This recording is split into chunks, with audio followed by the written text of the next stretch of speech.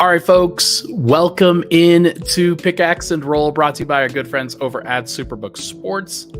I'm your host, Ryan Blackburn at NBA Blackburn on Twitter, part of the Mile High Sports Podcast Network, and I am excited to talk about last night's Denver Nuggets win as the Nuggets defeat the Memphis Grizzlies. Final score 128-103.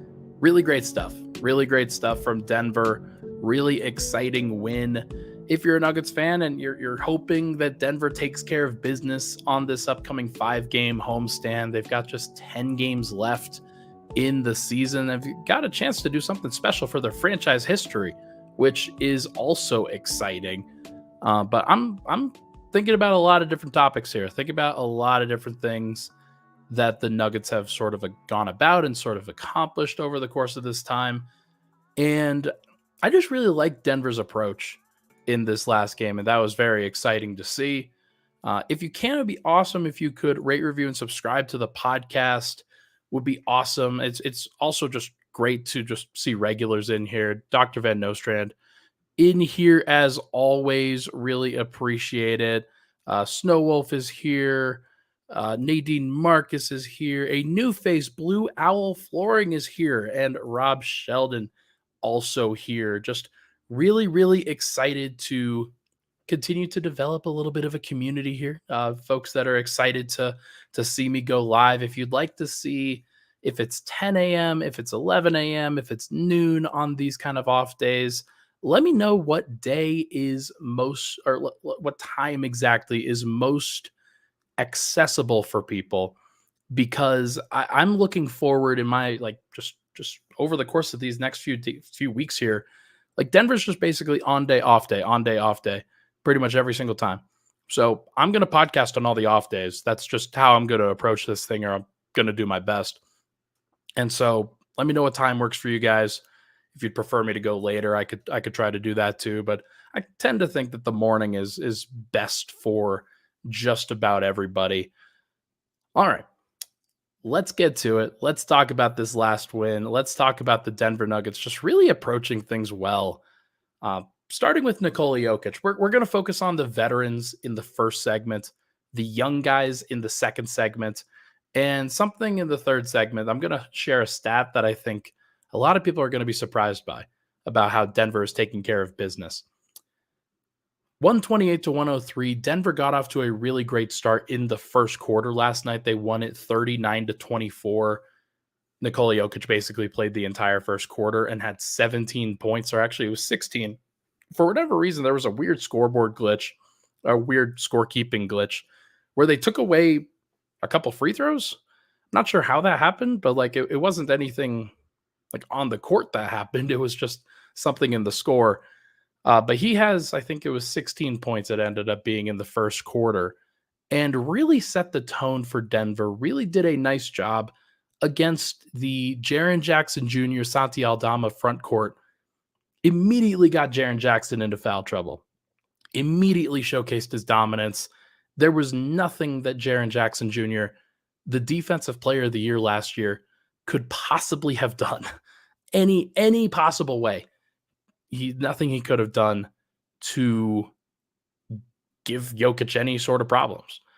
And I'm curious to see what Memphis does going forward, because obviously they were injured last night. Like, I don't know if you guys noticed this, but they had 12 players on the injury report heading into the game. Not everybody sat, obviously. I think not most, but like at least a couple of those guys played. But guys like Ja Morant and Marcus Smart, and they traded Steven Adams away, but he was out. They've got a lot of guys that are out. So obviously not necessarily a super indicative matchup of what Jaren Jackson would do. But I'm curious to see what they're going to do with their starting lineup, because, Ja Morant, Marcus Smart, Desmond Bane, Jaren Jackson are going to be out there. I wonder if they add a different center. That would be my big curiosity for the Grizzlies. But Jokic immediately goes to work. He goes right into the paint, takes advantage of the undersized Jaren Jackson, gets him into foul trouble immediately. And then he's got a guy named Jemison, who I don't know who this is. Watched him last night, Trey Jemison. played 22 minutes off the bench, was basically their only big man outside of Jackson. And maybe Santi Aldama, I guess, counts. Like he played a lot, he rotated in. But it was just so clear that the Grizzlies were overmatched. And it was actually interesting watching Jaren Jackson Jr. kind of go back at Jokic and DeAndre Jordan and basically everybody on the Nuggets side of things. Jackson he was 4 of 18 from the field, 1 of 7 from 3, and just had 0 touch at all. Like 2 steals, 4 blocks was great, but just a completely overmatched first option. And I would just be very, very surprised. Like he'll be better, obviously, when somebody like John Morant is back and healthy and helping him out a little bit. But it was just so clear that he's completely outsized for his role right now and has been for the entire year. But like it wasn't just Joker. Lots of other guys were contributing throughout that. Michael Porter, I thought, had a really nice start in the first half. I think he had all 11 of his points in the first half and did a pretty good job of, like, they were hunting threes for him in the second quarter, especially. They were doing a great job in general. Denver was, of creating great shots every single possession. I don't think I questioned really any shot attempt from last night. And that's even without Jamal Murray and Aaron Gordon, who both sat out. KCP does a great job stepping up. Michael Porter fills his normal role, maybe even a slightly lesser role. We'll talk about Christian Braun and Peyton Watson and Julian Strawther in the next segment, but Reggie Jackson obviously deserves some credit too. I thought he played pretty well, not necessarily perfectly, like had a couple layups roll off the rim, but 15 points, 8 assists, 2 turnovers, 4 of 9 from the field, 2 of 3 from 3, 5 of 5 from the line in 24 minutes. I thought that was a very productive line for Reggie Jackson.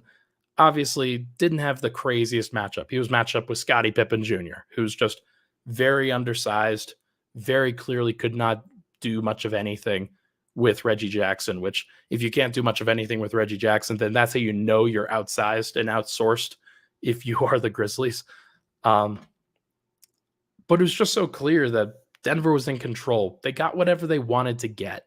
Michael Porter shot 3 of 4 from 3 on the game. Didn't really play that much. He only played 22 minutes and honestly wasn't great in the third quarter, and I'm sure he had his mind elsewhere. But lots of guys played really well. KCP, underrated game, really started well defensively for Denver and then hit a 3 later. Just a nice performance from him as well. Justin Holiday, underrated production off the bench for sure. 11 points, 4 of 6 from the field, 3 of 4 from 3. Did a nice job, and then just playing his role, tied for the team lead in plus minus with Peyton Watson. Those guys basically shared the floor the entire time. So excited to see things sort of come together for Denver where the plan works. And like, obviously, if Jamal Murray and Aaron Gordon are out there, plan probably still works. Like, there's no question about that. But it was interesting to see the way that Denver went about this, where Nikola Jokic really took on a lot of the burden of what was supposed to happen. And he splits that burden a little bit up with some of the other starters out there, but also just takes on a nice little leading role for what the Nuggets are hoping for. And he's just like, I'm seeing a lot of MVP stuff in the chat, including from Cedric, my guy. Jokic's MVP leader. He'll lead us to another ship. Yeah, I'm thinking that's probably where this is heading. Like, I was just looking at odds and like, I didn't want to do a whole bunch of betting stuff, but looking at some odds, especially with the Jonte Porter news that came out yesterday, but looking at some betting stuff, like Joker's a minus 1,000, a minus 1,100 at other books for the MVP award with 10 games to go. And it would take a lot. It would take a lot to prevent him from actually getting that. And I would be very shocked if he didn't get it at this point.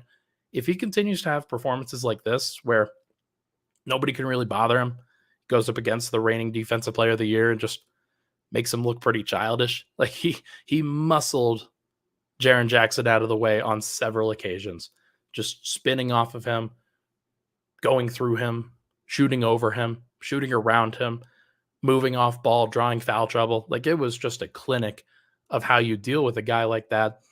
And it's just very clear to me that he's in a great, great place. On the night, Joker finished with 29 points, 11 rebounds, 8 assists, had 3 steals and a block. I feel like he could have had more steals based off of the way he played. His hands were so good. 11 of 18 from the field, 1 of 2 from 3, 6 of 7 from the line. Just a very, very efficient performance from him. And he continues to show exactly what he can do. 4 turnovers. And I feel like the only reason he had 4 was because he tried some heinous shit. He really did. He was doing everything that he could to collect turnovers at various points because he was just trying stuff. And like there was one time where he tried to throw the ball the length of the floor to Michael Porter, despite the fact that there were 3 guys like back there. And he just tried it, like just because he can. There was like plenty of times where he's just like trying to have some fun, doing different things. And it was very, very clear to me that this was a game where he felt like he could do that. This was a matchup that he felt like he had a full understanding of, knew what it was expected of him, did everything that he could. There were times where Memphis cut the lead to 15 points, but for the most part, Denver was up by about 20 to 30 points throughout the entire game. Like it took them a little bit in the first quarter, but once they got that lead up, it basically stayed there for the majority of the game. It was just a great performance from everybody involved. And Joker, obviously, he gets the lion's share of that with how much of a burden he takes on. But it wasn't just him. Lots of other guys, lots of other storylines to really talk about. We're going to talk about Peyton Watson, Julian Strawther, and Christian Braun in the second segment. Should be fun. Very excited about it. We'll be right back. But first, everybody, this podcast, as you know, it's brought to you by our good friends over at Superbook Sports, the most trusted name in sports gambling with a direct line to Las Vegas. And now you can use promo code MILEHIGH and you'll score up to $250 with their first bet bonus. Win or lose, Superbook will match your first bet up to $250 with promo code MILEHIGh. Download the Superbook Sports app, enter that promo code, and you'll get $250, courtesy of Superbook Sports. Visit superbook.com for terms and conditions. Gambling problem, call 1-800-GAMBLER. We'll be right back on Pickaxe and Roll.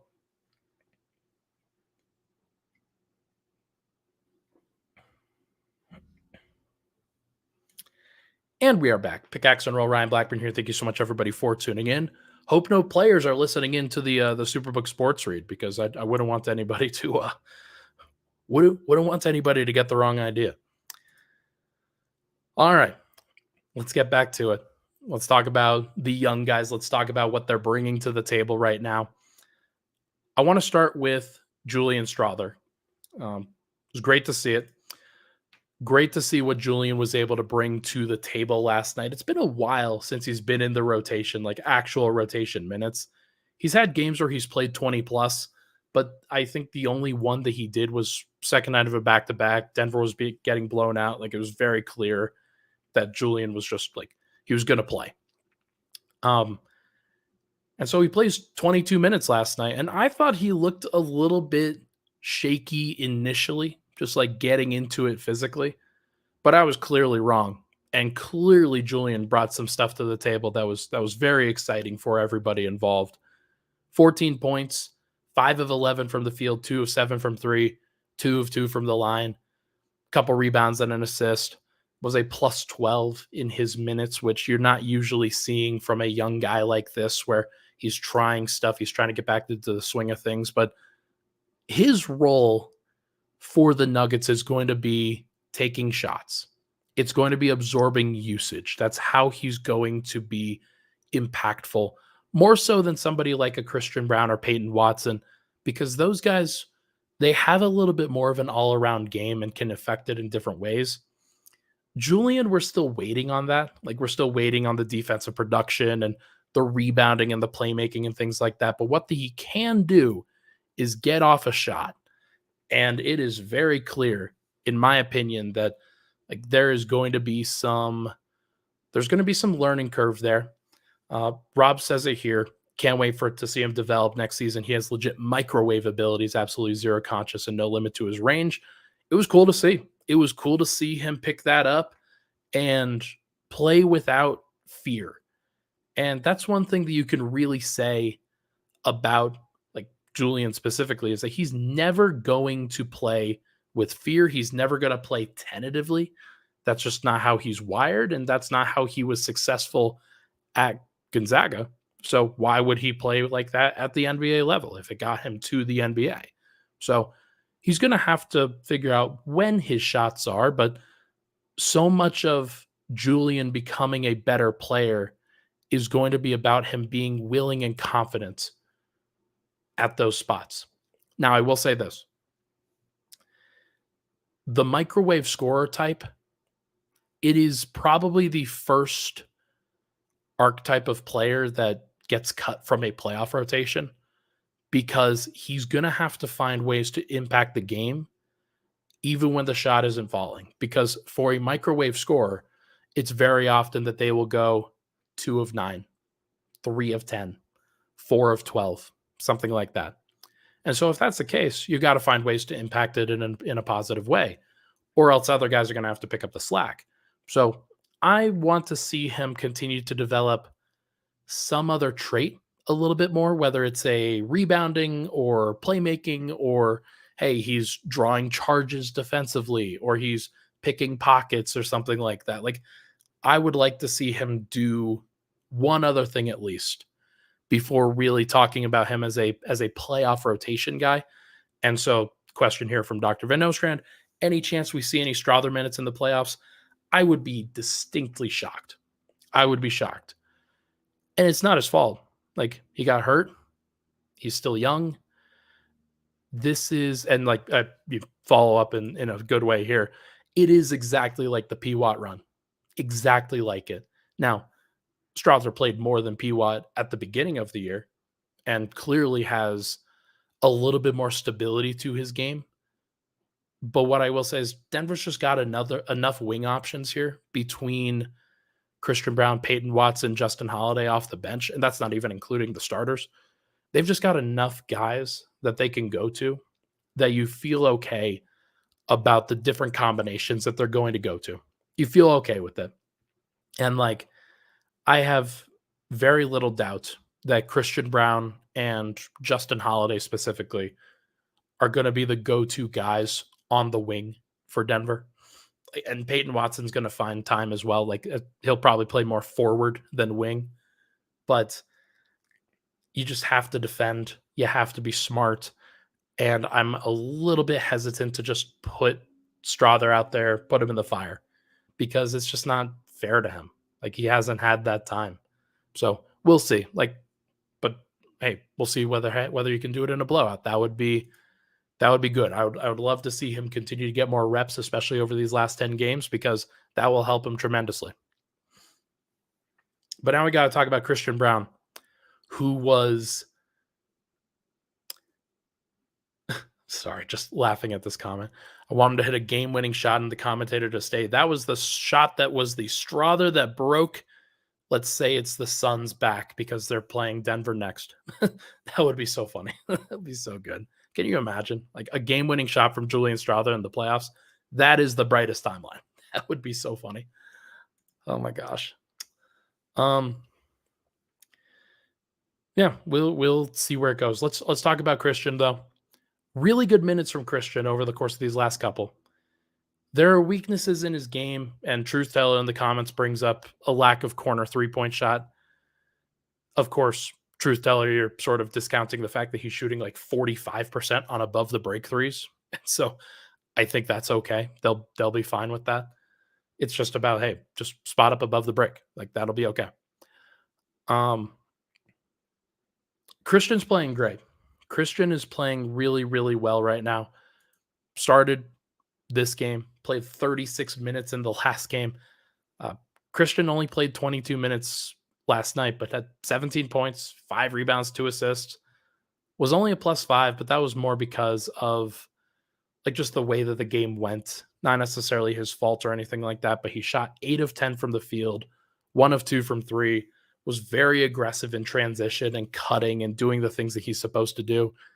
And in a lineup like Denver played last night, their starting group, where you've got Reggie Jackson, KCP, and Michael Porter all out there, Christian Braun doesn't have to shoot threes. Like, he can roam the baseline. He can be in the cutter. or he can be in the dunker. He does not necessarily have to be on the perimeter the entire time. And Denver took advantage of that, where when you play Michael Porter at the 4 as opposed to Aaron Gordon, it's just a little different.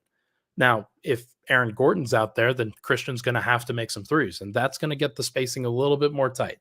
So I wonder if this is a nice little preview of what a playoff lineup could look like, where Christian Braun, Reggie Jackson, they come in off the bench, and you've got KCP, Nikola Jokic, and Michael Porter all out there. Jamal Murray and Aaron Gordon stagger with the second unit. This could be a very clear first rotation for Denver. I don't know if that's what's going to happen the entire time. It might need to be a little bit more, a little bit different than that, just to figure out what to do with Peyton in those situations. But it would just not surprise me if we saw this lineup a little bit more consistently. Like, this is going to happen. So the way that Christian approached it, I thought was great. Hang out at the dunker, do the things that are cutting, screening, moving, playmaking, find ways to be impactful, especially in transition. And he was very, very good. Really liked what I saw from Christian Braun. And the way that he's shooting, it's not just like, it is not just spot ups anymore with him. He is taking more shots. He created a first half jumper that was a first quarter jumper that was really nice. He's gotten the floater. He's gotten some like Euro steps in there. He is being a lot more creative around the rim and inside the arc. And that's a very, very exciting piece of development for Christian Braun. Something that we've been calling for the entire year, right? Like, it is not just about spot up shooting. And I think a lot of people think about that when they're thinking like, okay, you got to space, you got to do those things. It's not just about that. It's about what happens when the opponent actually gets to closing out on you. You have to be able to impact the game still. Like, it can't just be kind of half-hearted dribble into the paint, see if there's anything there, and then kick it out. You have to do more. And what Christian has done over the course of these past few games, really ever since the All-Star break, has been really exciting. Like, if he could get to a floater, if he could get to a Euro step, if he could get to a pull-up two, like things like that, that is going to extend his career, and it's going to make him viable as a starter, not just as a bench player. So that's the brightest timeline for Denver, is he expands his game enough that he can do some of those things and shoot it with confidence and space the floor in other unique ways. And then Peyton Watson. Like, Peyton Watson is such an interesting player for Denver. Very, very interesting. Comes off the bench, 22 minutes, 4 of 9 from the field, 10 points, 9 rebounds. Looks like they took away one of his offensive rebounds. 2 assists, 1 steal, 3 blocks, was plus 22 in his 22 minutes, tied for the team high in plus minus on the night, and just played a great brand of basketball. Like, was very, very effective, very, very impactful throughout. And I was very impressed with the way that he comported himself, because pregame, I asked Michael Malone, like, outside of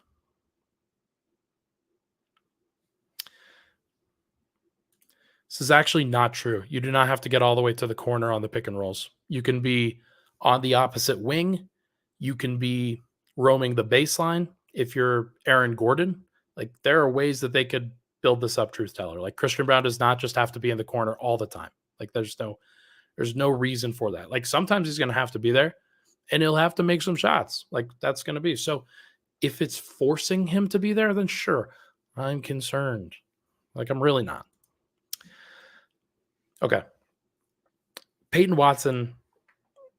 I asked Michael Malone pregame, like, of the things in the 5-game homestand, like, outside of just winning and staying healthy, like, what he would want for this. Like, he said that there are 2 categories that really leapt out to him post All-Star break. Outside, like, they're 14-2. They're playing great.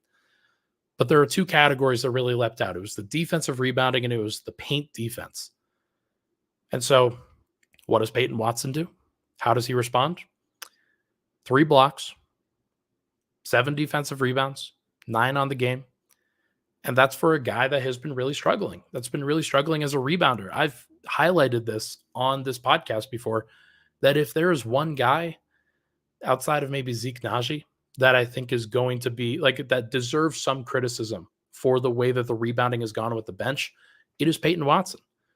And he stepped up. He was big last night. He played really well. And some of those were uncontested. He's still going to have to figure out like how he's going to do when somebody's just on his back fighting for the ball.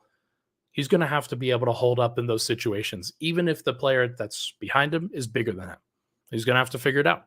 That's just the way that the cookie crumbles with the position that he's being asked to play. But he played really well. And it's just nice to see.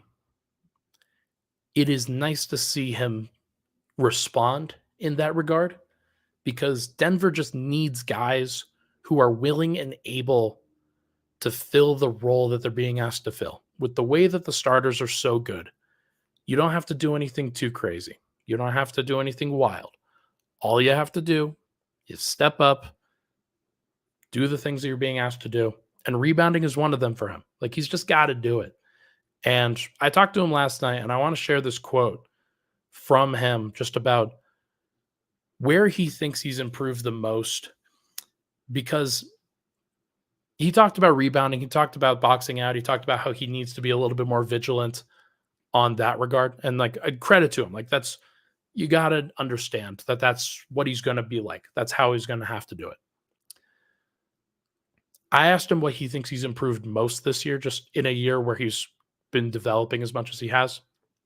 And he says, quote, "I'd say just my mental approach and my routine, and then just continuing to keep my same work ethic and motor that I've had my entire life.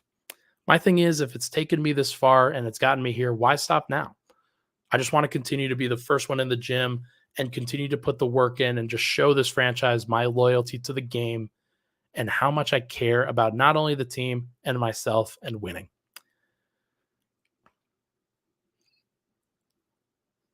Christian Braun is like that too. Christian Braun is just, he's got the great mental approach. He's committed to what's going down, what's happening. Peyton Watson is very committed to improving what he needs to improve in order to be the best that he can be. And he's not just going to stop at defensive rebounding or anything like that. He's going to improve as a ball handler when the team asks him to do that. He's going to improve as a finisher around the rim. Had a couple botched layups last night. He's going to improve in that category as well. He's going to improve as a more disciplined defender. He had a 4-shot foul, basically, where opposing guy makes a three. I think it was Desmond Bane. And Peyton Watson crushed him, crushed him and fouled him. And he still has some things that he needs to improve at. I just believe that it's going to happen. Like, there are certain guys that you are willing to bet on that it's going to happen. Peyton Watson's a guy that I'm willing to bet on will do the things that are being asked of him in order to get the job done. And between him and Christian and now Julian Strawther, Denver's future on the wing is bright. They're going to have plenty of opportunities. They're going to figure a lot of stuff out. And with as good as the starting lineup is, it's just so awesome that Denver has this next line of players that they can believe in. And like, the playoffs are going to be, they're going to tell all, they're going to like tighten it up, and Peyton Watson's going to have to be more precise. He's going to have to figure some stuff out. Michael Malone knows this. That's why Michael Malone kind of subtly called him out a little bit. Not necessarily by name, but just saying, hey, don't know who's going to play in the playoffs. I think it's going to be Reggie and Christian. Don't know who else beyond that, despite the fact that Peyton Watson might play the most of anybody. So I'm curious. I'm curious to see how he approaches this going forward, but it does feel like he's on that track. And like, there's plenty of opportunities and runway over this final 10 games for him to just hone some things in. It's going to be very cool to see. All right, let's take a break. When we come back, we are going to chat about one of the stats that I have that Denver's been a little bit better in a variety of categories than I think a lot of people expected. I think a lot of people thought that they'd be dropping off, but not in this category. We'll be right back. But first, Scott the Huff. Hey, what's up? It's DeHuff. I love to have fun. So tune into my podcast, DeHuff Uncensored. I give unfiltered takes on Denver sports, crazy news from around the world. Plus, you never know which one of my characters is going to swing by. Well, I hope one of them's your mother. Oh, Connery, Mama is always here for you. What in the blue heck is going on here? So subscribe and get ready to laugh to DeHuff Uncensored anywhere you find podcasts. Follow me on social media at DeHuff Podcast. All right, final segment. Thank you so much for tuning into the show. Let's wrap up with this. I am very impressed with the way that Denver has comported themselves this year in this one category. They had one let up, and I guess a couple earlier on in the year. But ever since this one let up, they've been so good at taking care of business against teams that are under 500. The Houston Rockets just went on a 9-game winning streak, and they are now 36-35. At this point, they're now above 500. And for that reason, Denver is now, like, the games against the Houston Rockets don't count as below 500 teams. Houston was the team that Denver struggled with early on in the year. They lost 3 games early. And then they lost to the Utah Jazz on the road, like in a important situation where they probably should have been more prepared for that, but they weren't. They didn't care about that game. Outside of those games, Denver's not lost a single game against a team to a below 500 team at all. And now with Houston moving above 500, Denver's official record versus teams that are below 500 is 24-1. 24-1 against teams below 500. For so long, and now it's kind of changed into a slightly different thing. For so long, the Nuggets have been a team that sort of struggles with the details, that struggles with taking teams seriously, that struggles with actually getting the job done in those situations. And we saw it last night from 2 teams, the Boston Celtics and the Phoenix Suns. The Boston Celtics lost to the Atlanta Hawks, going on the road to Atlanta, probably partied. They clinched the 1 seed. They clinched basically the entire Eastern Conference, so they probably don't care as much, and that's not as big of a deal. But they lost to a team after going up by like 24, 25 points, and it was pretty crazy to see. The Suns just lost to the Spurs without Victor Wembanyama, and they're now 0-3 on the season, the Suns are, against the San Antonio Spurs. And that just shows a lack of seriousness, a lack of ability to lock in. And I remember this from Denver, the year that they were in 2019-20, the year during the bubble. Leading up until that point, Denver had some of these bad, horrendous losses against teams like the Golden State Warriors that finished with the 2nd overall pick in the draft that year. Teams like the Cleveland Cavaliers, I think they lost to that year. There were plenty of opportunities for Denver to drop games that year, and they did. Throughout Denver's history, there have been plenty of times where they've dropped games against teams that they had no business dropping them to. Now, the score's just closer, but they're not actually dropping the games. Denver's 24-1 in those situations. And it's just really, really impressive to see. The way that Denver has approached this season has been really, really impressive. And I want to make sure to give them credit. I criticize, I try to keep things into perspective. I try to not let, I have some subjectivity on this. I have some bias on this. I try to be objective in my criticisms with this. Denver's taking care of business in a way that I did not expect. I thought that they would be better against the plus 500 teams. I thought they'd be better in those games where, you've got a matchup oh, well, we're going to really look to make a statement against you. And then they go on and lose to Detroit or a team like that, because that's what they've done for their entire like time that Jokic and Murray have really been around for Denver. That's just how it's been.